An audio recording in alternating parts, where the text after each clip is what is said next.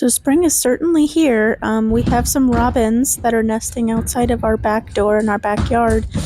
We dealt with this last year and it was a little bit of chaos. So I'm trying to be a little more preemptive this year on planning when they're starting to leave the nest. And today is the day.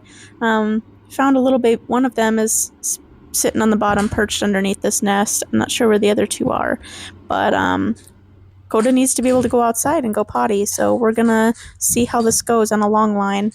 So I already put Coda's collar on, and then I got our long line out. I made sure I had all my treats ready, and I'm just kind of clipping him up. He's really good with thresholds. I've done quite a bit with teaching him that, so I made sure he knew to stay, just so that I can kind of have a little more control of when he leaves, just in case. You just never know when these birds are going to potentially fly off and flutter around and trigger him.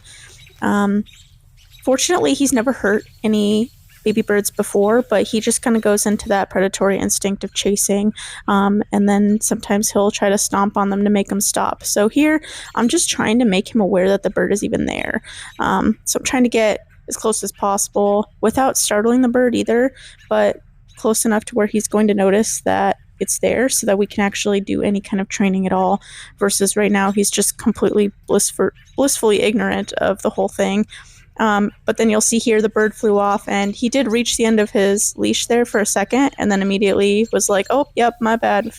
So here the bird had flown off to this little corner here, and so I'm just doing a little bit more training. He knows that it's there now, obviously, and so he's doing so good. I honestly didn't expect him to do so good with engaging. Here he was trying to get a sniff, and so I had to kind of intervene with some treats, redirect him away.